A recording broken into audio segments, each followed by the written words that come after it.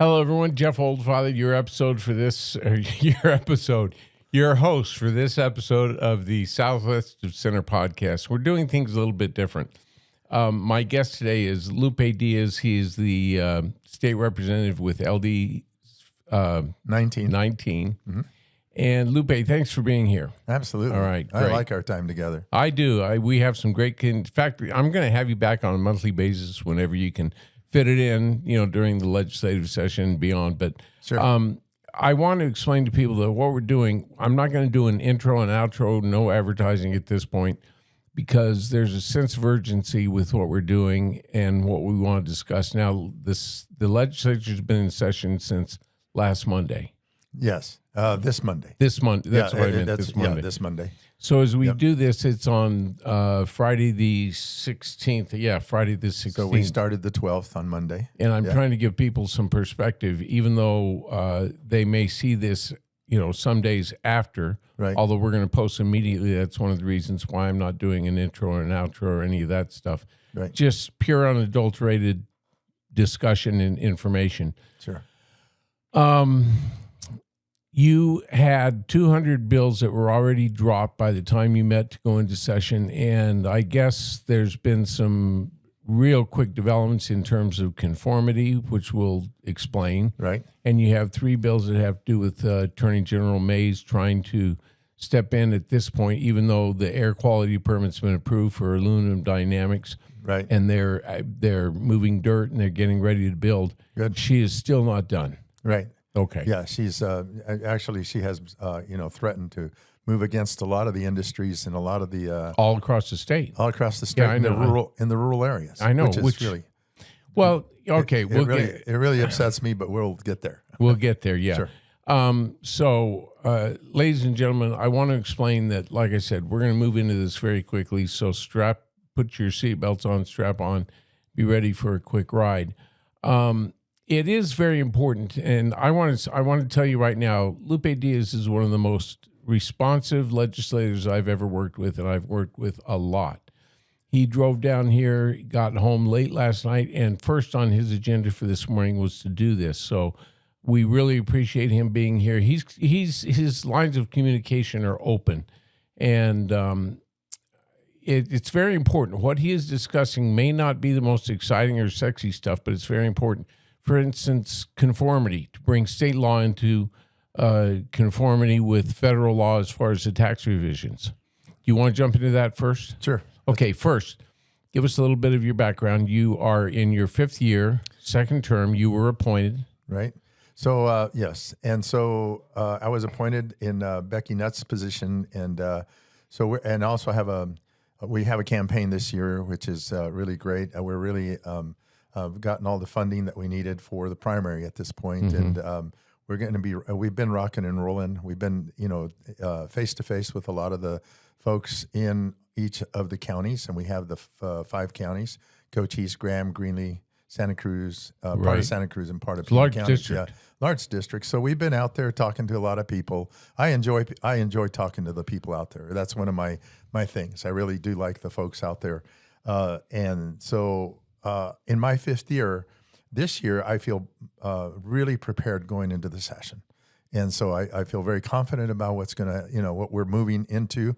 And, we've had our we've had our Republican leadership and also our caucus retreat so that we know what we're facing as we're going into the session. Yeah. So it'll be good. I think it's going to be a good session. When is the primary?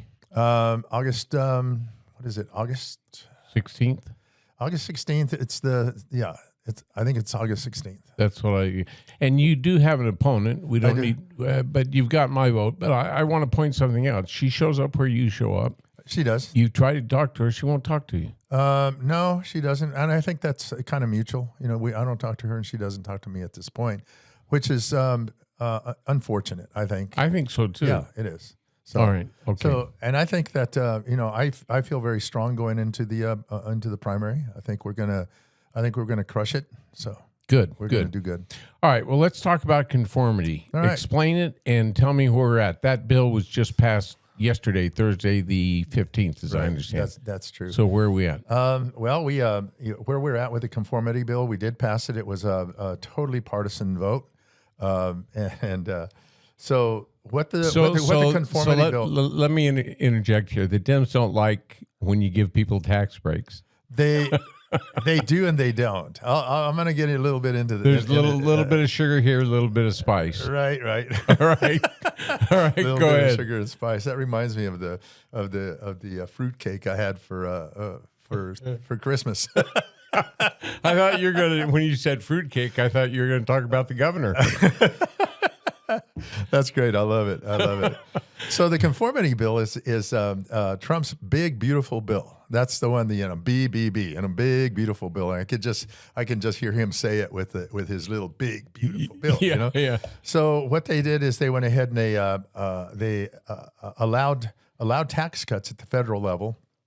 And what they did is they brought it down to the state level so that we could conform to what they are doing, so that our taxes are just working together. And so the conformity bill, we had to vote that one in. And I'm going to tell you right up front, I'll tell everybody, and especially small businesses, do not submit your tax forms right now until we get done with the conformity bill, until she signs something. And I'll explain that here in just a little bit. But I want to I'm a small business. I'm glad to hear that. I want to repeat that because you'll if you do submit your tax forms, you're going to have to amend, and that's just more time, more hassle to be able to get that done. And the reason is because the Department of Revenue has already printed and put out the forms with the full conformity. Right. Now, we amended the conformity to be able to help the governor be able to sign this conformity bill. So what the conformity... Well, I need to say what the Republicans in the legislature, the House, did was try and work it so that you were getting Governor Hobbs' wish list at least somewhat accomplished. Yes. So you gave a lot. You gave ground. We did. We did give a lot of ground. We gave ground on childcare. There was a couple areas, and I've got my list here. Okay, so go ahead. Yeah. But since you mentioned it, let's talk about childcare, since that's such a big issue both nationally and I would imagine at the state level. What's happening with that? What we did is we went ahead and gave some tax, some deductions for families who are working full time and they have to put their child into childcare. Right. Now they can deduct the expenses on that. Oh, really? You mean like travel and costs? Oh, that's huge. It is huge. It is huge because that's one of the biggest struggles that they have, and one of the biggest expenses that they have is they're going to work. And we want to keep people, moving forward in our where they can continue to afford their expenses at home. Where do you think Hobbs falls on that issue? She's that was one of her asks. That was okay. Well, then you give that's big. Yeah, it is big. Yeah. Okay. All right. Go ahead. So the conformity bill. The conformity bill is these are the tax deductions that you're going to be able to take, with right along with the federal government. The federal government's going to give you these, and we are amending. We're conforming to it. That's why it's called the conformity bill. Mm-hmm. I think that's really important. Other states are doing this. Other states are doing this too. There's several deductions that are going to be applied to you as a resident, submitting your tax forms. New and additional deductions. Right. Increased standard deduction. Let me explain to people. That means they're going to keep more money in their pocket. That's exactly what is taking place. Okay.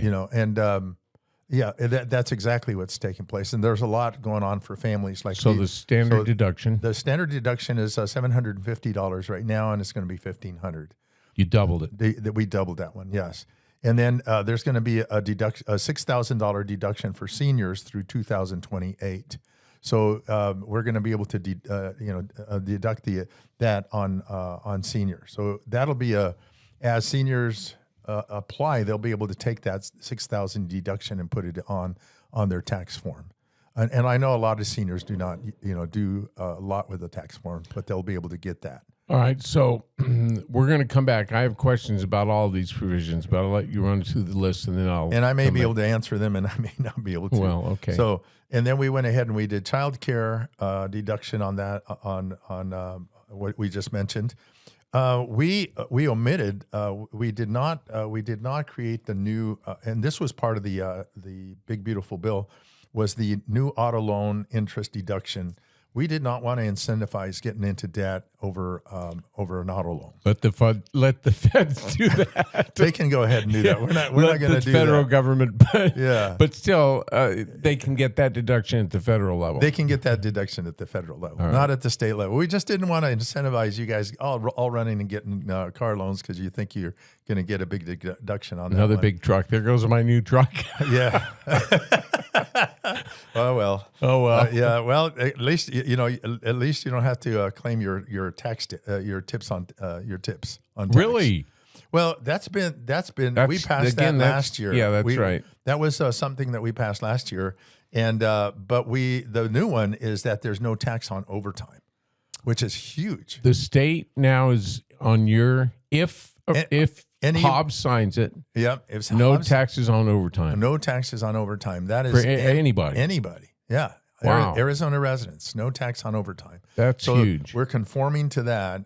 And what we're doing here is that we're wanting to put more money into people's pockets. Yeah. And what it'll help do is offset the costs of inflation and that kind of stuff that's taking place across the nation and that kind of stuff. Let me explain to you why I think that's such a big deal, because no matter what kind of job you have these days, it's inevitable. I think for a lot of people, they have a lot of overtime. You cannot, with companies cutting back on staff and trying to get people to do more with less. Right. That's big, because I know a couple of friends in the utilities industry. They do a lot of overtime, and this is going to put a lot of money back in their pocket. Right. So it's a good thing. That's great. So the other big one for seniors is that they will not be taxed on IRAs, Roths, and any of the investments that they have. 401k? 401k when they withdraw it. Pensions, yep. Really? Now Hobbs has to sign this bill. We'd like to see her sign it. I was looking at the news this morning to see if there was any news, but I hadn't seen anything yet. But yeah, she has to sign this bill, and that was the first thing on our agenda as Republicans. Here we are. And on Thursday, this is what that was our fourth day. Wow. Our fourth day. You moved super quick. We moved super quick. Now, what about the Senate? The Senate and us were working together. So we that was the thing that was hit the floor together. Really? So it's passed the House and the Senate together. Wow. And then that almost never happens. No. And we had a press release together as well. So we did it all on Thursday. Was there any Democratic support in the Senate? No. So across the board, no Democratic support. No Democrats. And it was really interesting, Yeah, well, it is to me, because if Hobbs is getting a lot of the provisions she wants, right, you would think the Dems would go along with that, if for no other reason. Well, there was no, they didn't like the fact that we had increased the STOs, which supports private schools. There was some private schools provisions there, but we're going to be looking at Prop 123, which will help a lot of the school budget. And I think that it's really important that we get to understand that. So, okay.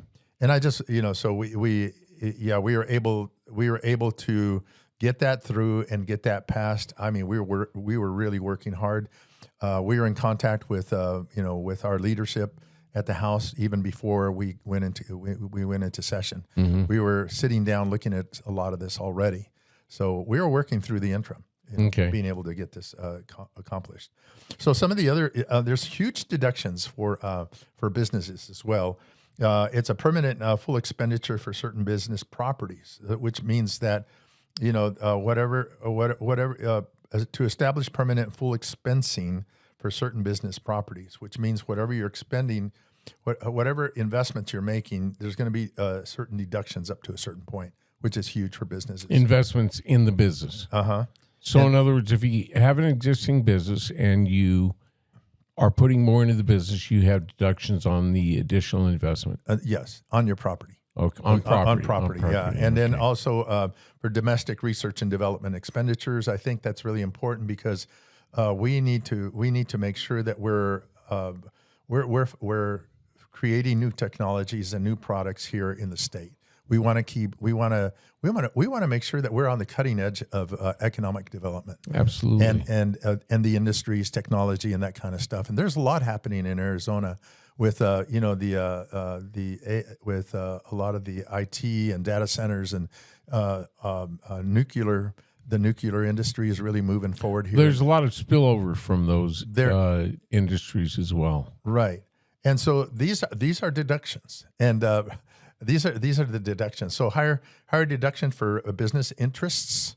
You know, if you have a business loan, you're going to have a much higher deduction on that. Now, I don't have the full details on these, but they're coming.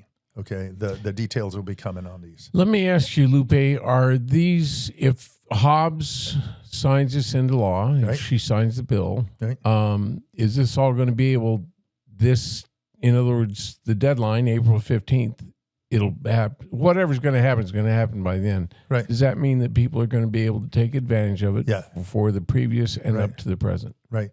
This bill does not require the 90-day wait. That's I wasn't sure if it was 120 or 90. No, it does not require the 90-day wait. As soon as she signs it, it goes into effect. Okay. So we're really hoping that she'll sign it. So we're really hoping that she signs it. So increase of small business expensing allowance from there was a cap on small business business expensing. So anything that you would use up to in a business was deducted up to $1.25 million for small businesses. It's been increased to $2.5 million. So anything that you're using on that one. So that was doubled. That was doubled. Well, almost. Yes, it was doubled. Yeah, you're right. 1.25 to 2.5. Yeah. Yes, it was doubled. And then depreciation allowance for certain non-residential production property. So you can create it says create special 100 depreciation allowance. So you can depreciate your property for certain properties that are production properties, and that could be, I think, a production property can be anything like ranching, farming, any of that kind of stuff. All right. Manufacturing, that kind of stuff. You know, anything that's producing products is going to be able to do that. And then making the and we're sitting in an opportunity zone. We're sitting in an opportunity zone program. It's going to be permanent, along with other changes to the program that's going to be beneficial. So that's coming along. So now, wait, the opportunity zone. Right. How does that relate to a deduction? If you're in an opportunity zone, that allows for another deduction. It sounds, this one's to me, we didn't get into the weeds on this one, but it sounds like there was like a sunset to the opportunity zones. All right. What we're doing is we're extending it. It says they're becoming permanent, along with other changes to the program, which I do believe is going to be beneficial to the businesses. All right, Lupe, let me go back to two things. Okay. The child care tax credit and the $6,000 standard deduction for seniors. Is that what it is? Right. What is it right now, the standard deduction for seniors? I do not have that. I think $2,500. I'm not sure, but it's going to be $6,000. It'll be $6,000. So that, for those from Loma Linda or Rio Linda, right? The standard deduction is the one you take no matter what. It comes right off the top. Right. Okay. It does. It comes right off the top. So it'll also give you that credit. Right. So you'll be able to get something back on that one. Okay. Right. So that's substantial. Mm-hmm. And the child care tax credit is doubled. Right. And it includes, I want to make sure we're clear on this, it includes expenses. So if you want to deduct up to $1,500, your travel to and from the child, I would imagine you're going to use the standard rate. Now, don't quote me on that one. That one is not listed on my list with the details on it, but I know that there is a child care deduction on for working families. Okay. Yeah. All right. Well, and I need to put this in some context for our audience, and that is that even if the governor does not sign this into law, I would imagine you have a fallback or a plan B. What about overriding the veto? Overriding the veto, we need a supermajority. Yeah. And we don't have it. Oh. So what we're going to need to do, and this is the tough part, is being able to. She vetoed a record number of bills in the last session, and she vetoed 3 of our budget bills last year. Yeah. So, we're hoping that she'll sign this one because we did give her some of the concessions on that. Have you had any feedback at all from her office? No, not at all. And that's what makes it really tough is that, we heard about the conformity bill came to us in July. Mm-hmm. And I was sent the document, and the document is just tax formulas. That's all it is. It's just tax formulas. And so, we had to unpack that. And by December, we came up with what we thought was really good. Mm-hmm. All throughout that process, we were reaching out to the governor's staff and never her heard office. back. Never heard back. And in December, we put this together so that she could have some input on this thing. We kind of feel that we know what she had asked along the line because there was statements being made in the news and different things. Yeah. So that was included in there, and we finally came up with what we had without her. And we know that we're putting some things in there that, because staff talks. Right. Well, staff talks, but it wasn't an official.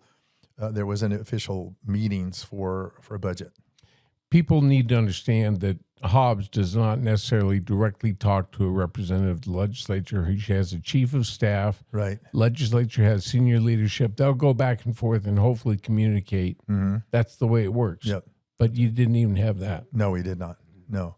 And so, and you're saying our plan B will, our plan B is really contingent on her response to what we just gave her. And we were hoping to see something last night, and her not vetoing it last night may be a good thing. Well, because then now they're looking at it, and this is possibly that they're really considering to sign this because it's going to put a lot of, like I said, do not file your tax forms right now because if you do, you're going to have to refile because the Department of Revenue went ahead and they took the conformity bill as it came from the federal government and just created their documents and put them out without them thinking that legislature has to approve There's going to be some sausage making. Right. Yeah. And now they're going to, it's going to be a mess. It is going to be a mess. Well, that's a shame. But now what I want people to understand is even if, if she hasn't signed by the time people view this, we're still waiting. If she has and she vetoes it, the conversation is still extremely relevant because we're talking about what the legislature is trying to accomplish. That's right. That's what I'm trying to say. Right. Okay. Right. And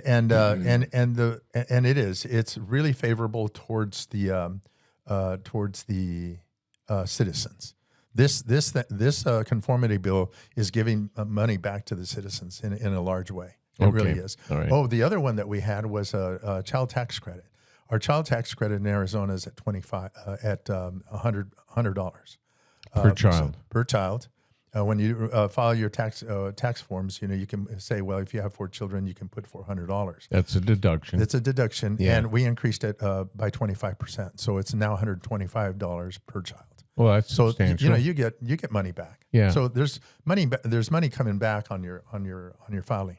So I think that's going to be really good for the residents. And I'm gonna point out, people might say, excuse me, 25%, $25, big deal. Yeah. Well, maybe to a millionaire, but for people who are living at or near the poverty line, which sorry to say is not that uncommon, that's huge. Yeah, it is. So let me share with you a little bit about what happened on the floor. All right, go ahead. As we were voting on this bill. One of the things you have to realize is that the Democrats are really acting like Marxist socialists. Marxist socialists. Marxist socialists. Yeah. Socialists or social, yeah. And so Sociopaths? No, just well, yeah. in some ways. And there were several of and we all got we all had an opportunity to speak. I did not. I just allowed it to go on. But one of the things that we have to realize is that we live in a country where capitalism works. The free economy, the free economy works for us as a people. You're free to go ahead and conduct any business you want, and we're holding back the regulations so that you can do what you need to do in order for you to be able to earn your money and support your family. That's part of commerce. Yeah. The ability to engage in commerce is part of the founders, personal rights. And so here, because of the deductions that we're giving businesses, one of the things, several of the Democrats were getting up and they were voting no. Like I said, it was all Republicans that voted on it. This is their quote: "We should not support billionaires on the backs of hardworking Americans." When in fact you're giving money back to hardworking Americans and not billionaires. And they all voted no. It's a standard on this bill. Standard rhetoric. Well, I think that I don't understand. Well, I think now I've been watching a lot of what's going on in Venezuela, and they went from a free market society Right. to socialism, and then it flipped right into a full blown tyranny. Communism. I mean, this was tyrannical, and the people were eating their dogs, and they were on the Maduro diet. They all lost weight because there was nothing available in the grocery stores. Right.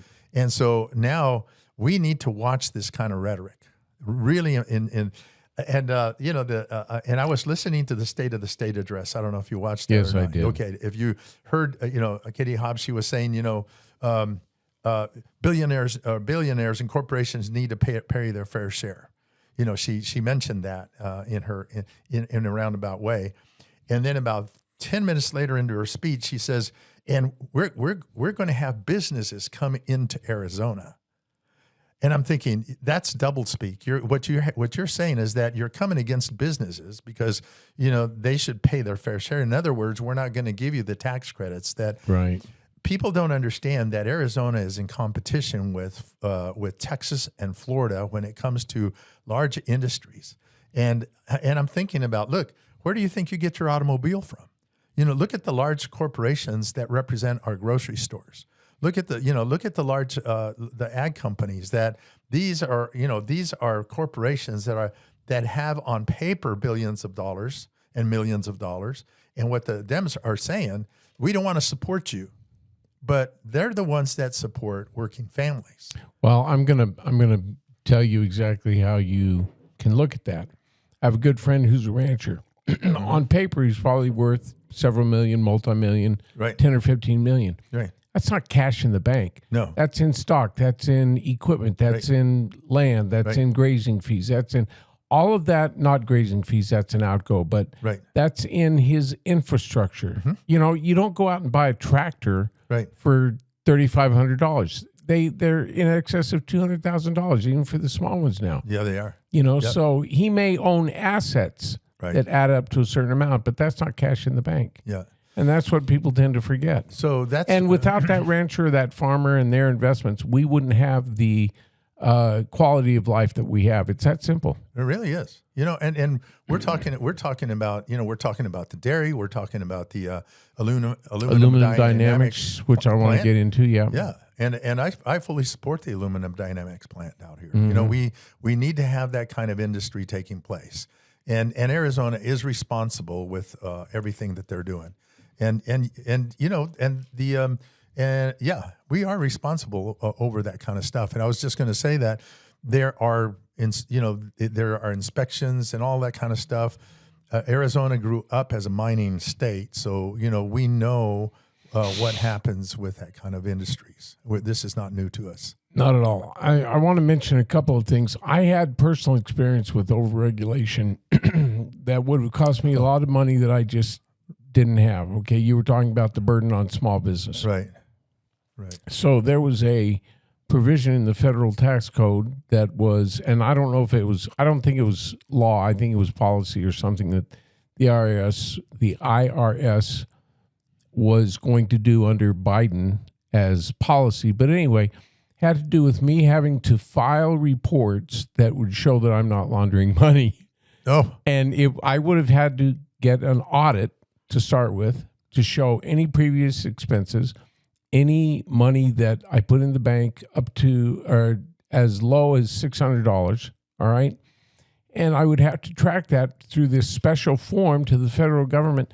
Lupe, it would have cost 10 times as much as I have invested in this podcast. So I wouldn't have been able to do it. Wow. Now, when the Trump administration came in, that disappeared. Thank God, because I don't think I'm laundering money, but I wouldn't be able to do what I'm doing right now, which is get the word out. I mean, it's just ridiculous. It is. It is ridiculous. A lot of the regulation that, we're here.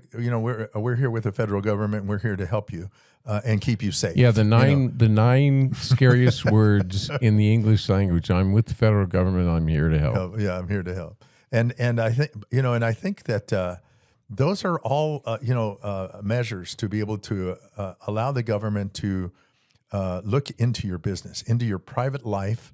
Your money is your money, Right. and they're using scanners. Every time you scan your credit card, people can see, or there's certain people that can see and pull the records on what you're doing. Yeah. And I don't like that kind of activity by the federal government or even our own government.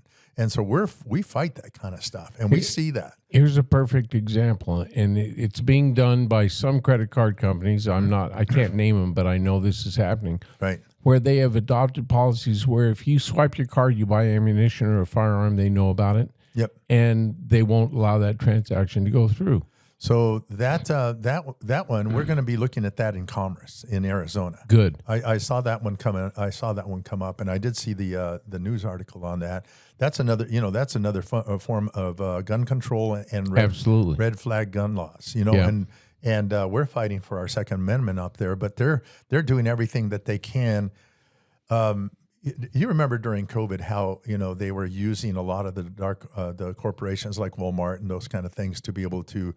They were telling these box stores were telling you had to wear your masks if you were going to purchase anything. They became the enforcers of the federal government to wear your mask. Exactly the same thing is happening with our cards, our bank system today, with the guns. Ammunition, firearms, ammunition, that kind of stuff is exactly the same thing. Yeah. And so that's where we're fighting a lot of the socialism. This is all socialistic measures to bring us under control. Yeah. And we're fighting that kind of stuff. Good. Yeah. Good. All right. So let's switch gears because I know this is very important to you. Right. They're called, I believe, harassment laws. Okay. Yeah, and that's right. People probably haven't heard that term, but here's where we're at. Yeah. Aluminum Dynamics got their air quality permit approved. Right. They've started moving dirt. They can do construction, and they have a tight timeline. And we'll probably be up and running within 12 months, if not less. Okay. All right. So you would think it's a done deal, but Attorney General Mayes has a different idea. Tell us what's happening. So, and this one goes back all the way back to the AMA and the Wilcox Water Basin.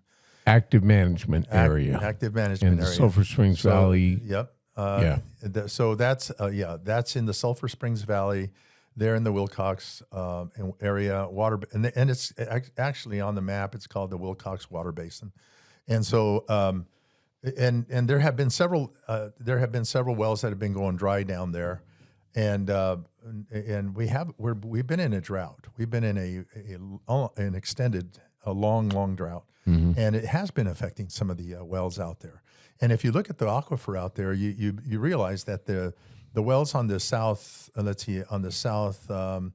east side of the southwest side of the aquifer, that's where the wells are going dry. Sunsites, all that area up there in that area. Mm-hmm. Now, when you go up towards Wilcox and the right off of the foothills of the Grand Mountains, the wells are right. The water levels are rising up because of some of the snow that's been falling out there. So I need to explain to people that ADWR, Arizona Department of Water Resources, has been researching this for years, probably close to 10 years now. And I attended quite a few of their public hearings when they were discussing the drawdown for the aquifers. Right. An aquifer is an underground lake. It is. Simplest terms. And there are several, and they are conjoined.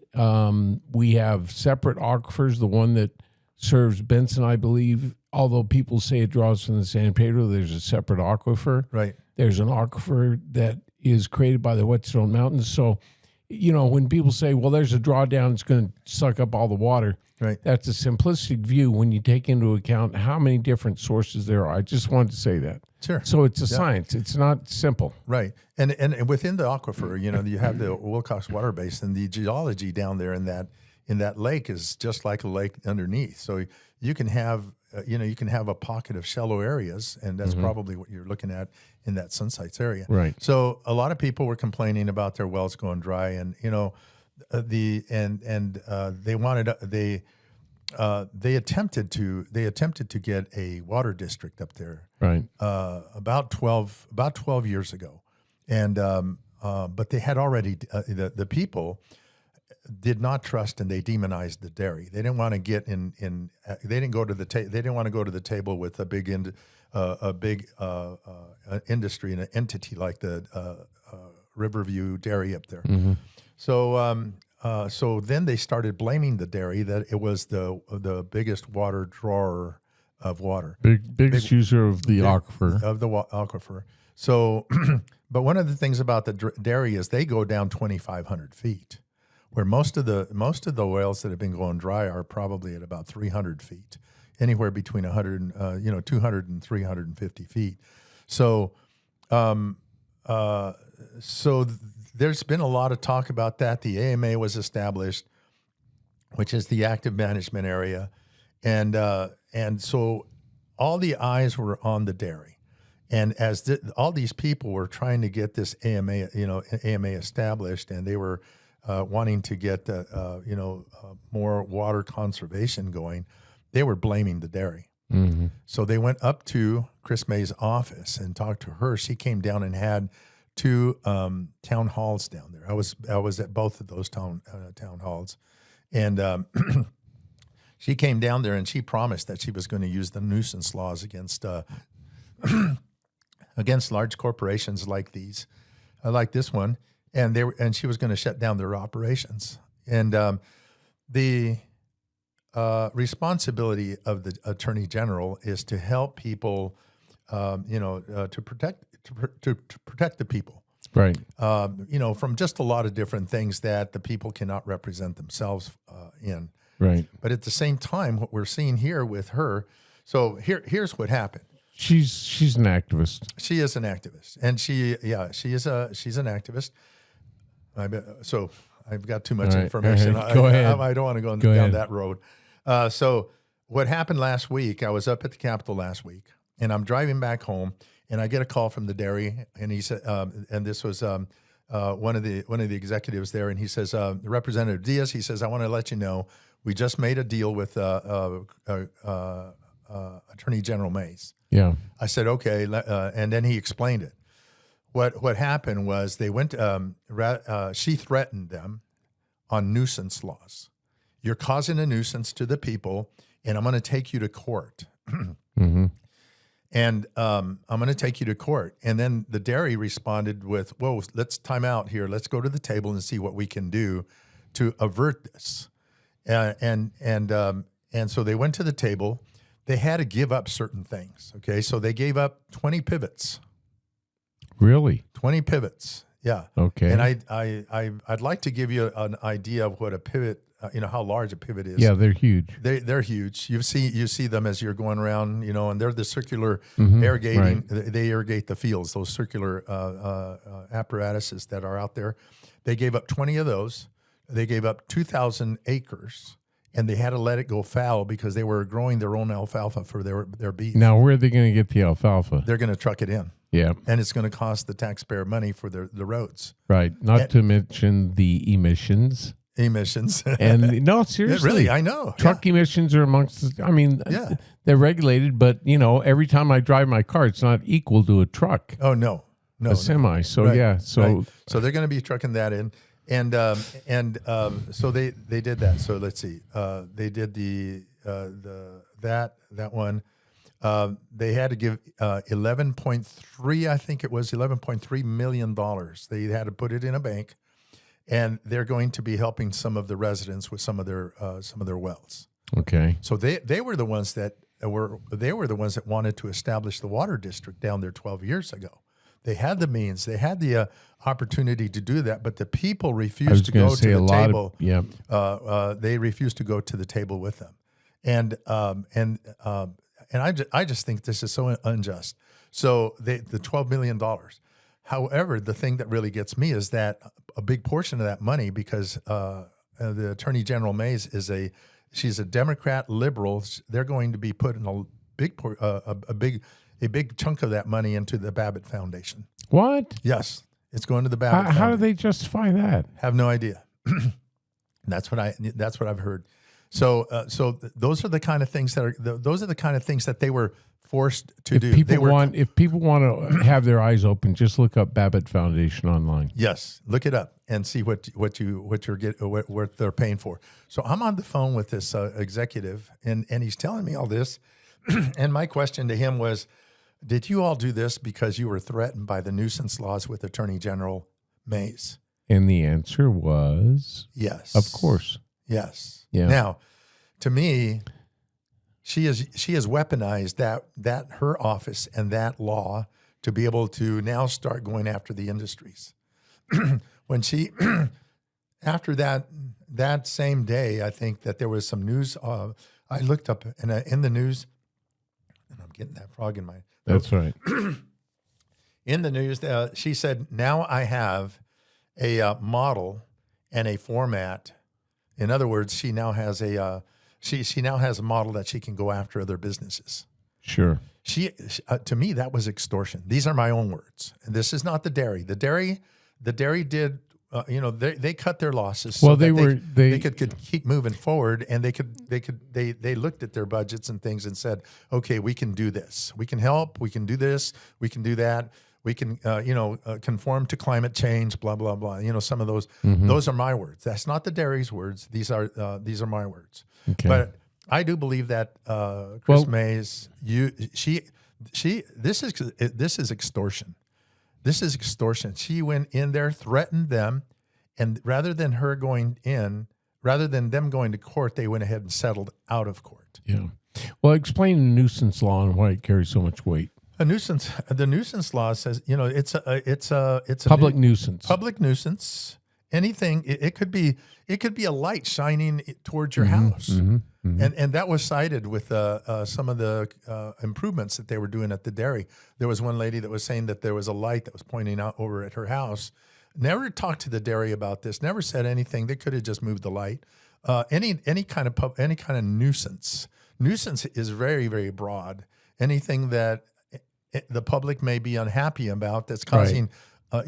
Just the discomfort, or in the environment that we're living in, anybody can be, can claim a nuisance. Right. Let me explain something to people, and that is that states, counties, cities, small metro areas have nuisance laws. Right. So let's say your neighbor has a dog that they don't tie up and it's running around. You don't like the fact that the dog is, pooping in the yard. Right.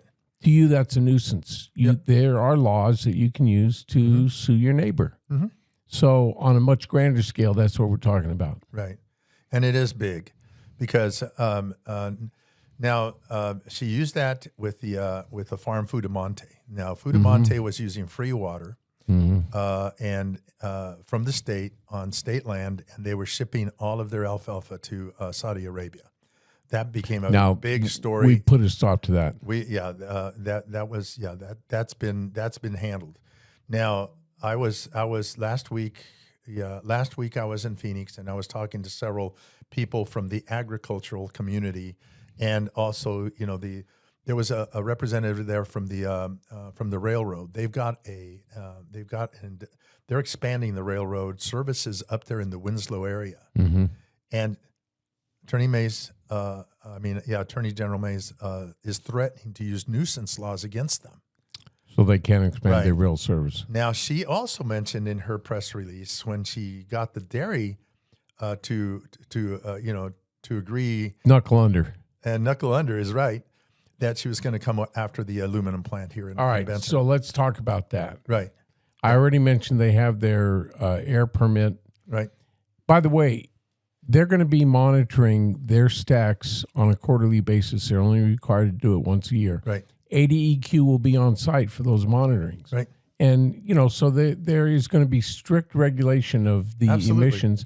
Yep. And in a lot of, that's for another podcast, but in a lot of ways, they're going way above and beyond what the state requires. So anyway, Right. ADI is out there. They're ready to go. They're going to hire 90 to 100 people. By the way, I found out that the median income for jobs there is going to be in excess of $50,000 a year. They're going to have $50,000 a year jobs. They're going to have six-figure jobs. Right. And you don't have to have a college degree to get that well-paying job. So Right. I don't know. The economic benefit can be measured, but we haven't even started to see the positive benefit, and we will. All right. So tell us how this relates to what you're doing in the legislature. And first of all, I want to go ahead and mention my motivation behind this. It's my desire to see people successful, families thriving with good jobs, raising their children, having the freedom Staying in the community. staying in the community. Doing the recreation. We live in such a great area. We can, we can do all kinds of fun things around this area, and this is what we're looking at. We're protecting.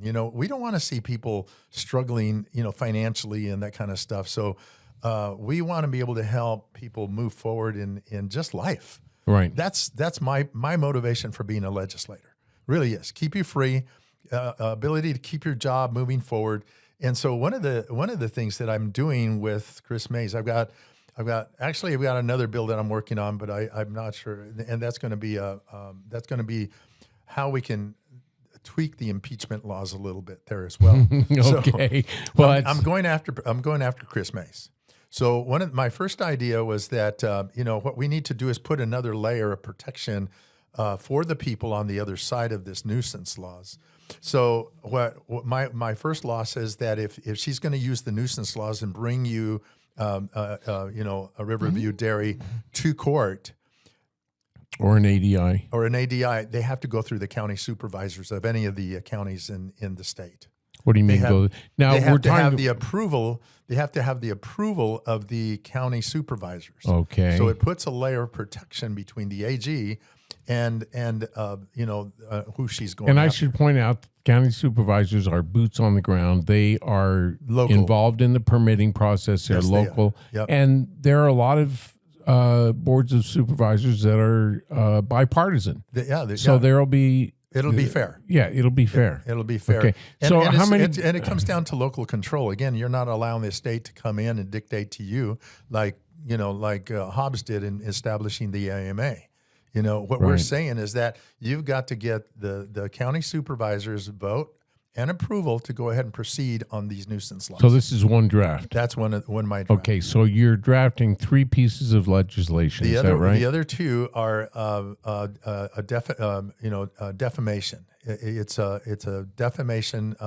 So if her words causes your business to start losing profit because she is weaponizing her position and threatening nuisance laws and saying that your business is doing this, if it goes to court and she cannot prove that, she has to pay that out of her own coffers. Okay. And then the damages as well. So that's a different one. Well, her office, the state.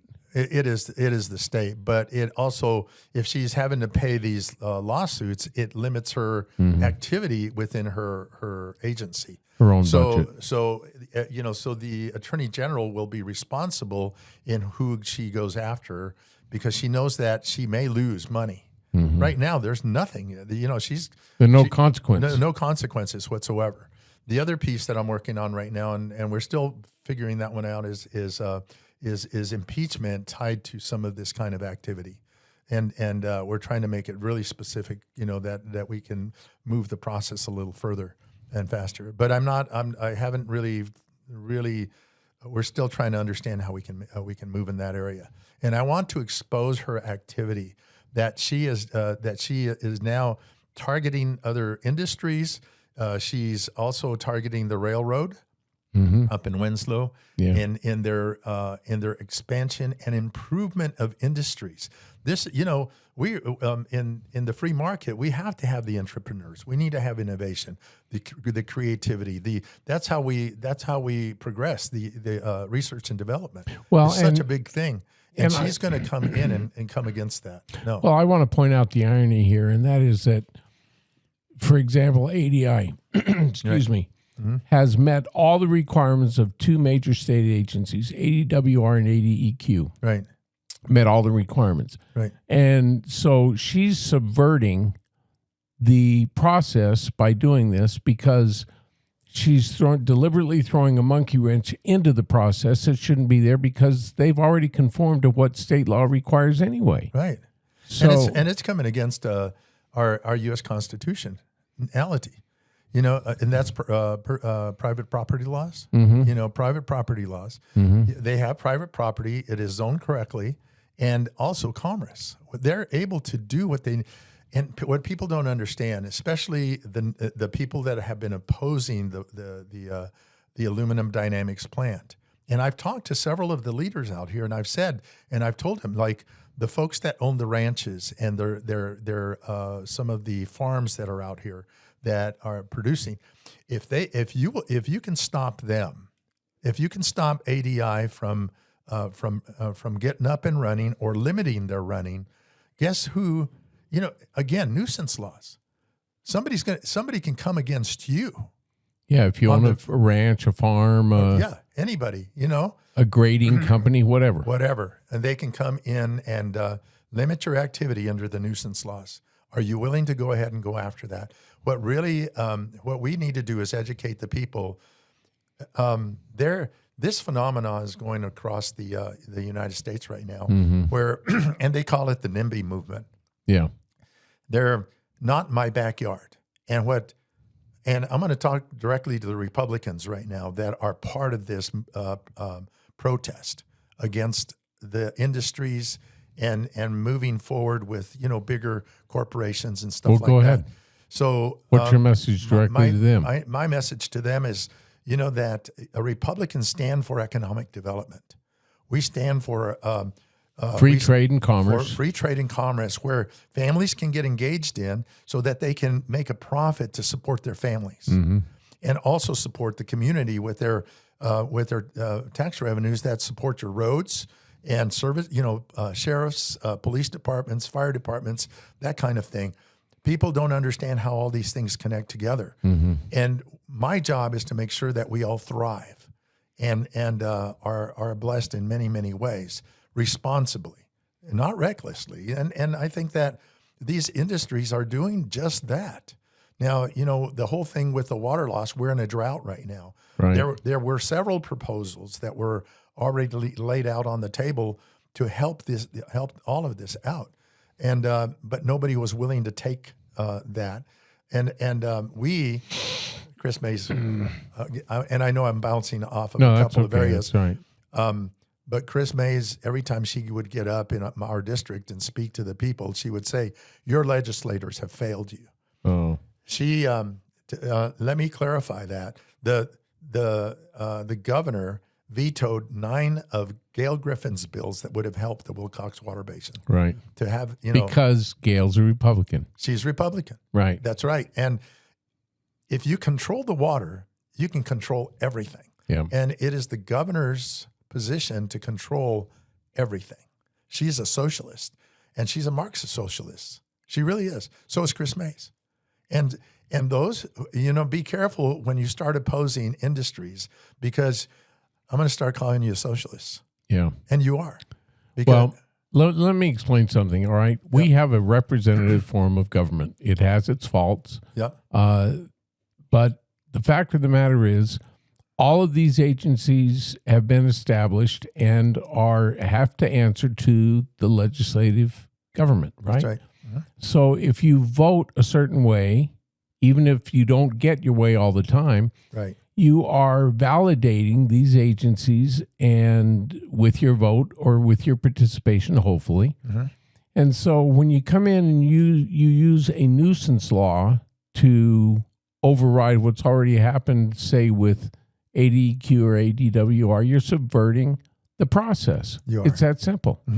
So I just don't, you can't validate it no matter what. Right. We might as well not have a representative form of government. You know, the liberals, the Democrats love to talk about democracy.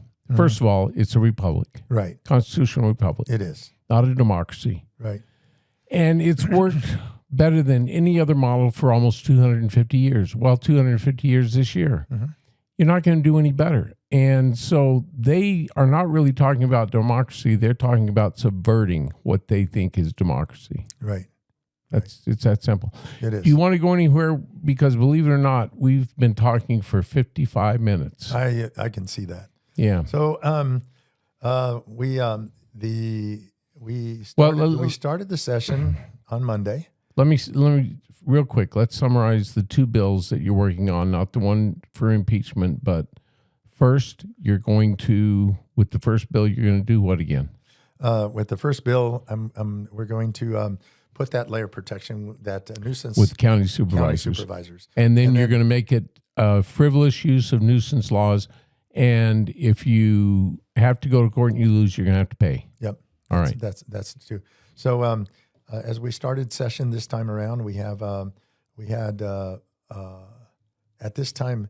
So let me see, where are we at? Yesterday was the end of submitting our bills. Now we have a 7-limit bill from this point on. 7 bill limit. Seven bill limit. I do that a lot. I have a little bit of dyslexia on that, and I think it's part of my Spanish too, because a lot of that is you know how that goes. I know. So every year the clerk reports at this time of the year how many bills have been submitted by the by the legislature. At this point yesterday, we had 905 bills. You're going to have to come back because there's no way everybody can keep track of that. So last year we had 659 bills. Wow. In 2000, let's see, in 2017 there was 362 bills. So we're at 905 bills. Now, really, I was my first year that I was at legislature. I had one of the staffers come up to me and said, for being Republicans, you guys are running a lot of bills. And what did you mean by that? Because for being Republican, for being a small government Republican, for being small government Republicans, you're all running a lot of bills. Oh, that's a good point to make. Yeah. And I told her, I said, look, it's because of our society today. Look at the lawlessness that's taking place. We have to tell people you can't do this, and we have to create new law all the time. So I said, if a true constitutional republic requires a people who are responsible for their own actions, right? People who will govern themselves. Yeah. And if you don't govern yourself, then the government will come in and govern you.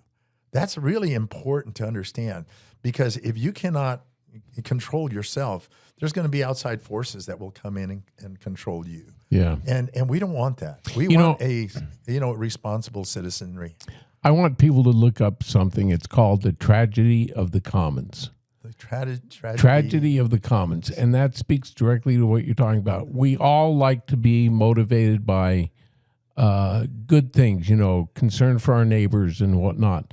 But the tragedy of the commons points out that in many cases, especially if you're I'm extrapolating here, right, are in a position of power, the tragedy of the commons says that your own self-interest will eventually take over the heck with everybody else. Wow. Yeah. And which is why people need to behave responsibly. That's my point. It's true. I mean, oh yeah, you have to behave responsibly, and be patient. People are angry today, and I think that a little patience goes a long way. Long way. Lupe, we're going to cut it short because we are at 59 minutes. Actually, not cut it short, but I want to ask you something. That it is so important that people be able to track what's happening in the legislature with a forum like this. It really helps. Nobody's going to sit down and read through 900 and some plus bills. But if we can talk about these issues, I want to actually make this a regular feature while the legislature's in session. And by that, I'm not putting an additional schedule on you, but you call me and say, hey, I'm going to be available on such and such a day, and we'll make it happen. All right. Because this is really important. And if you want to, we're working on our website, and it's lupediazaz.com. Okay. And I'm going to be updating some of this, putting some of what we talked about in the website, and it'll be in written form. So we can. Okay, good. So I'll be talking about the nuisance laws, and You're going to have a newsletter. I'll have a newsletter as well. Now, this newsletter will be going over to all of the committee chairs, and they disperse it from there as well. Okay, so good. It'll have a good audience. All right, now I'm going to post this as soon as I can. Okay. Send you the link. All right.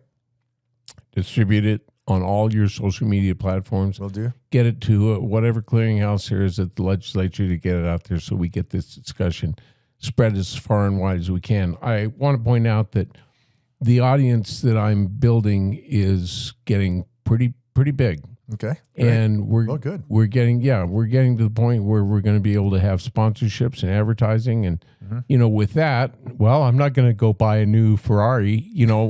I mean, I already have thoughts of expanding the studio. I'd love to have some remote cameras that you can direct and, put on different guests. In other words, this is filling, in my mind, a need for conversation in this community, this region. So it is. I just thought I'd brag a little bit. Yeah. All right. And I remember when it was just in a conceptual form for you, and this is amazing. It's just great to be able to good. be I'm here. glad to hear you say that. Yeah. I've actually had several people come. 3 people came here from Tucson who heard about the podcast. They wanted to see how to do it, and I said, "Well, you could." There's several podcasts in Tucson. They said we heard this is the way to do it. So. Okay, that's a good thing. Yeah, it is a good thing. All right. Well, listen, like I said, not going to edit an outro on this. I'm going to let people know that we're going to wrap up. Okay. Thank you. And maybe expect you back in the next 10 days, maybe. Sure. All right. Let's work on it. Very good. We'll work on that. Yeah. Ladies and gentlemen, we've had a great discussion here. If you go to Southwestern Center podcast.podbean.com, I know that's a little hard to realize. Google Southwestern Center on Podbean, and it'll come up. My podcast email is there. I'm starting to hear from people with story ideas and questions and topics and complaints, which is fine, as long as you don't drag me or anyone else into the gutter and use gutter talk. I'll pay attention. All right? So no outro here. We're just going to turn off the record button, post this, and get going. Thanks for joining us. So long. All right.